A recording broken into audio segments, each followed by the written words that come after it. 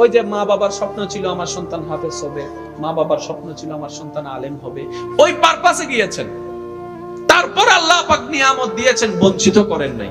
এবার একটু ভাবেন, কোন বান্দা যদি যে কোনো প্রফেশনের হোক না, কোনো সমস্যা নেই, কোন বান্দা যদি অন্তর থেকে রবের সাথে কানেকশনটা লাগাই ফেলতে পারে, আল্লাহর ওয়াস্তে একটু বোঝার চেষ্টা করেন, ইনশাআল্লাহ আপনারা বুঝতে পারবেন। 40টা বছর যে নামাজ পড়ে, তার মধ্যে নামাজের কিছুটা গুণ তো দেখানো দরকার ছিল, দেখা যাওয়া দরকার ছিল। আপনার বয়স যত 12 বছর থেকে শুরু করেন, রমজান কয়টা পাইছেন হিসাব করেন। প্রত্যেক বছরের একবার করে 30টা রমজান, এটার কিছুটা প্রভাব তো দেখা যেত। আচ্ছা সব বাদ দেন, একদম সব বাদ দেন, এটার বাস্তব প্রমাণ দেখেন। মানুষ হজ করতে যায় না? আওয়াজ দিলে আমি খুশি হব। আর মাত্র 10 মিনিট, তারপর আমি বিদায় নিচ্ছি। হজ করতে যায় না? যত খারাপ মানুষই হোক, দেখবেন হজ করে আসার পরে কমপক্ষে 3-4 দিন, 5 দিন, 1 সপ্তাহ, 40 দিন সে কিন্তু ইচ্ছা করে কোনো খারাপ কাজে জড়ায় না। এই জিনিসটা আপনারা খেয়াল করবেন। সে হজ করে আসার পরে সবসময় দেখবেন মাথার মধ্যে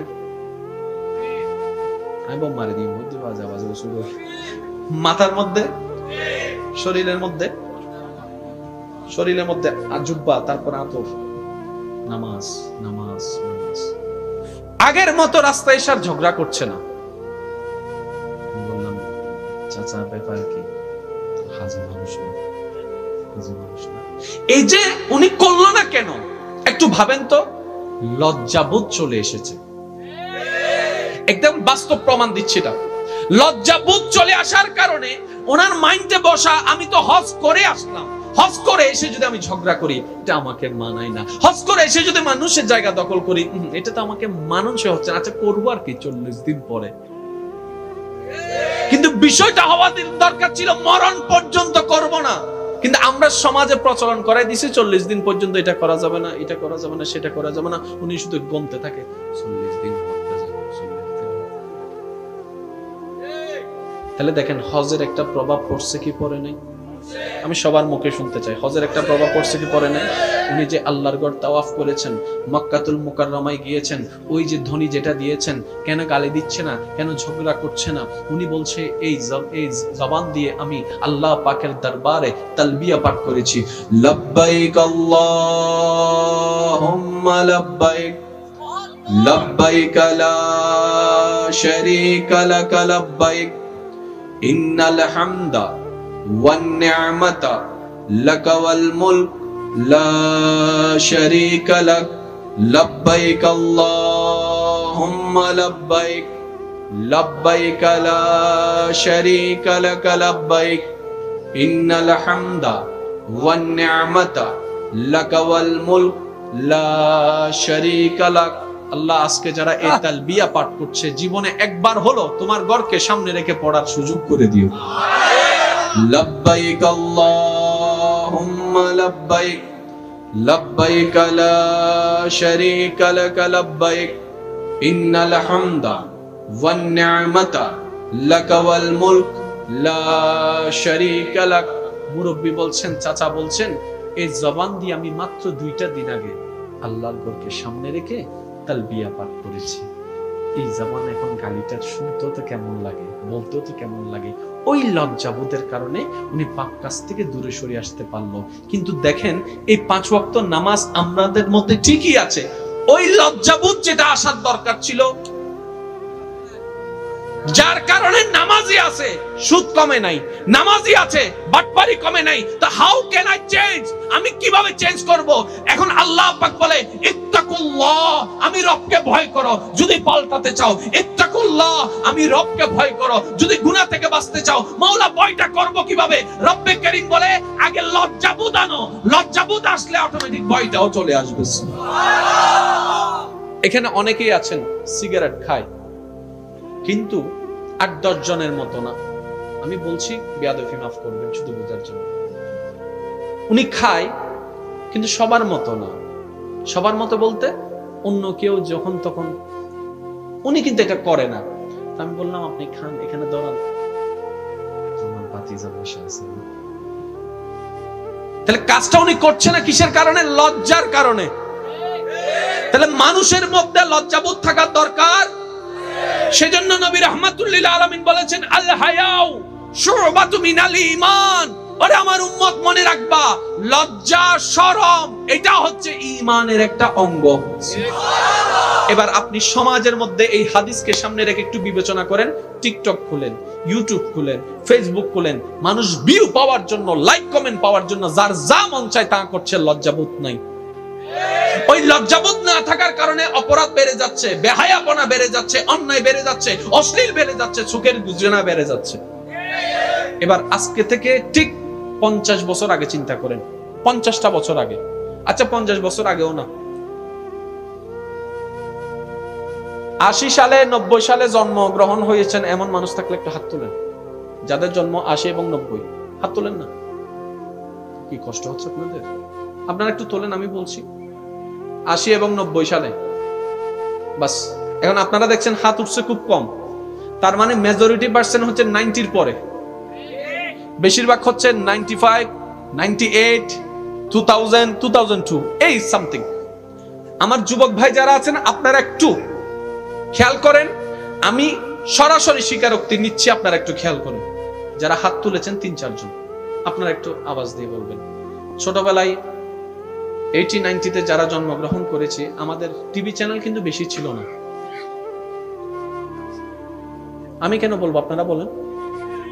একটা ছিল মাত্র, কি যেটাকে আপনারা এখন বাতাবি লেবু বলেন আর কি, তাও ছিল সাদা কালো। এরপর একটা চ্যানেল এসেছে, বেসরকারি চ্যানেল। তখন আর কোন চ্যানেল ছিল না।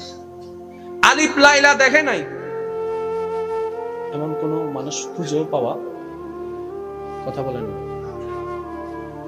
কমন ছিল। কারণ এটা কোন শুধু অনুষ্ঠান ছিল না, একটা শিক্ষণীয় অনুষ্ঠান ছিল।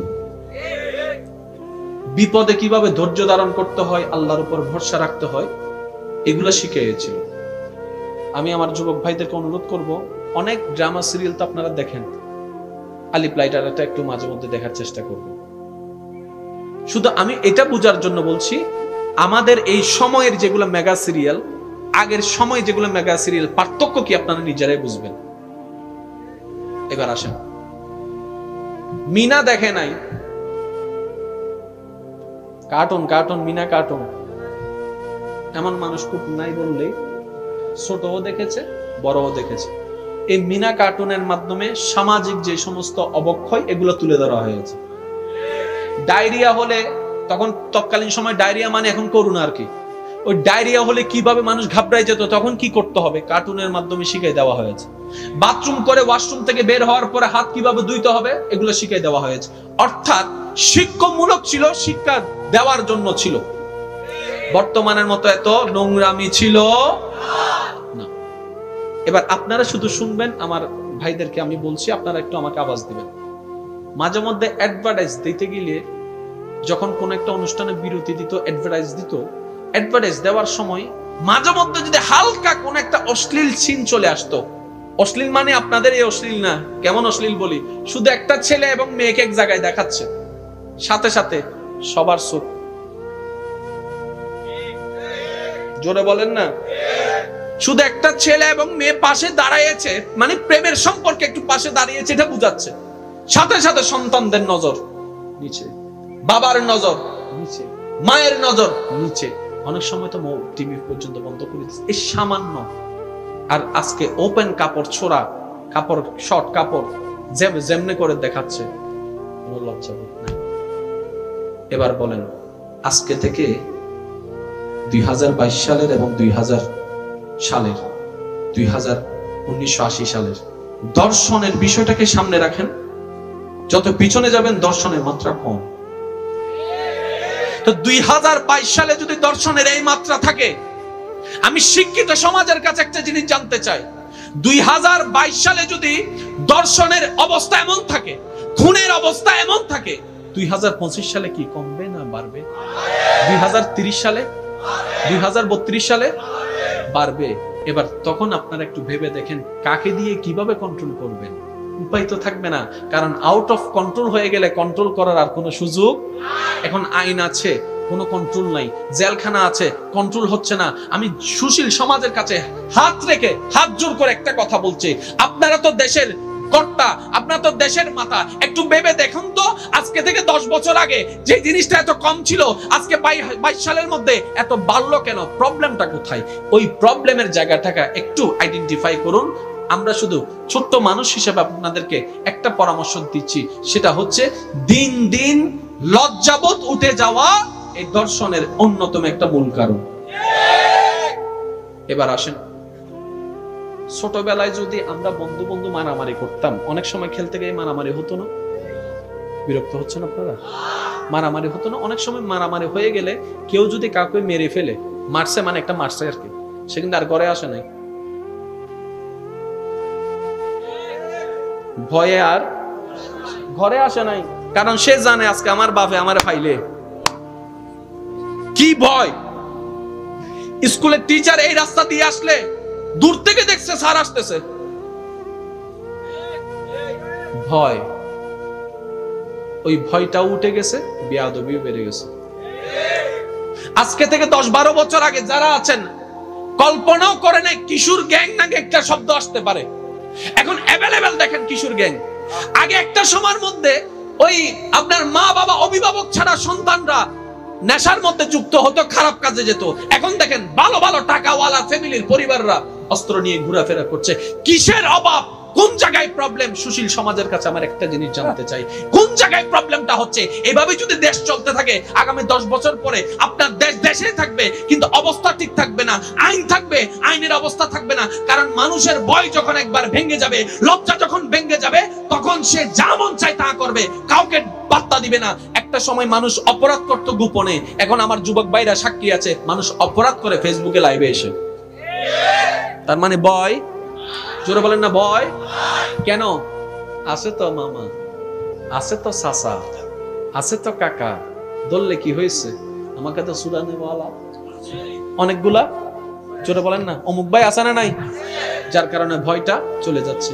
আমি শ্রদ্ধার সাথে একটা কথা বলবো, যদি আপনারা সত্যি এই পৃথিবীকে ভালোবাসেন, দেশের সুশীল সমাজ নিজেদেরকে দাবি করেন, ইসলামের আইন বাস্তবায়ন করতে আমরা বলি নাই, বলছি না, বলবো না, আমি বলছি না, অন্তত আমি শুধু বলবো বিভিন্ন অপরাধের বিষয়ে ইসলাম কি পরামর্শ দিয়েছে এগুলো একটু গবেষণা করেন।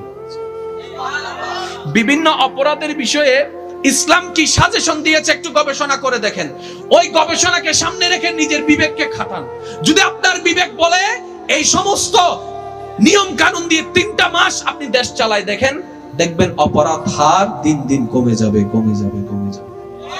এখন আপনারা বাস্তবায়ন করেন না, কিন্তু আমরা বলছি এটা কমে যাবে, কারণ এই মানুষকে যিনি বানিয়েছেন সেই রবের বিধানের নামেই হচ্ছে ইসলাম।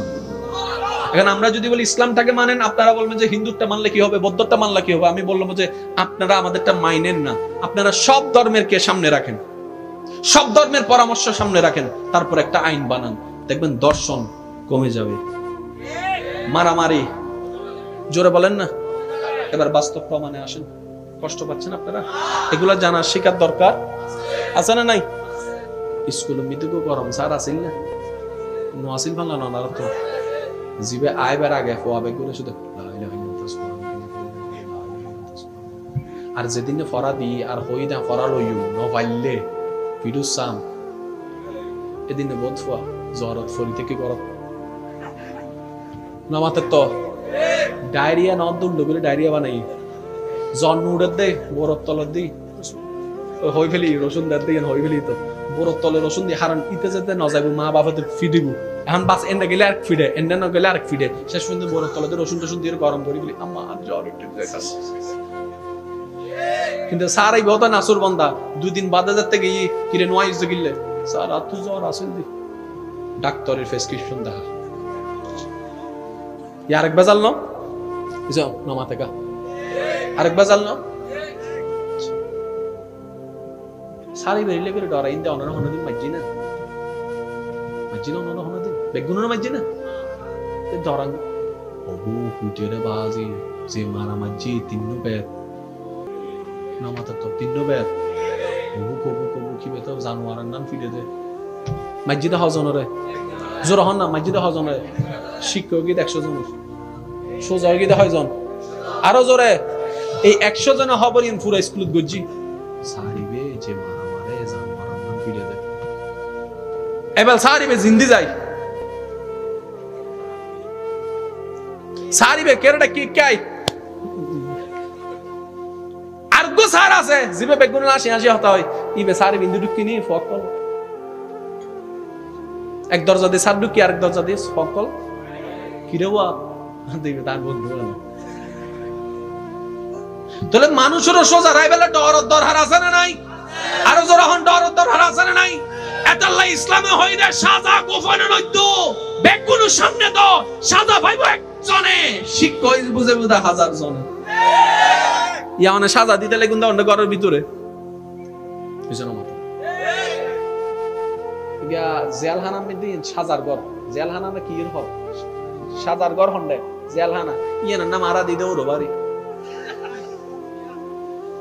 বন্ধু হই ভালো আর জিয়ান সাজার ঘর হস্ত পাইবে মানে অসোজা সোজা হইবে জায়গা হন্ডে জেলখানা ইয়ানা নাম দিদি কি হইতো না নামাতে তো ওর বাড়ি মিতে হন যাবে জামাই যাই কি না মাইর খাদো না জামাই আদর দা না দিদি ওদের বাইরে তাইলে তো দুই বেলা মিতে এক বেলা টেনশন গরম করে ভাত এগুলো তো টেনশন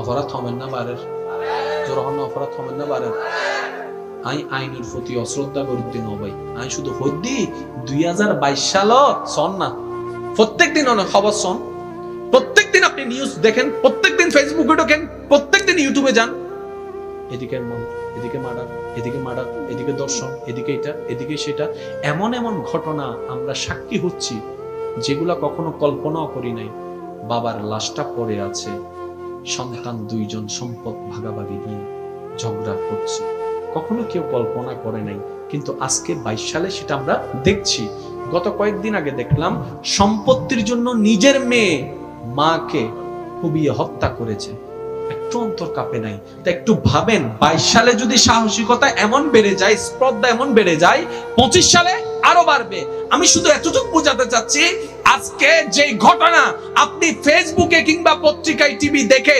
আফসোস করছেন একই ঘটনা যে কালকে আপনার ঘরে হবে না এটার গ্যারান্টি কি কারণ মানুষ দেখতে দেখতে শিখে দেখবেন আপনি ভিডিওতে যা দেখে মানুষ তা করতে থাকে ছোট বাচ্চা দাঁত দেখে তা বলতে থাকে করতে থাকে এই রকম চলতে যদি থাকে সব ধ্বংস হয়ে যাবে শেষ পর্যন্ত বিজ্ঞ জ্ঞানী ব্যক্তিদেরও বলতে বাধ্য হবে ইসলামের আইন ছাড়া দ্বিতীয় কোনো উপায় আল্লাহ বুঝার তৌফিক দান।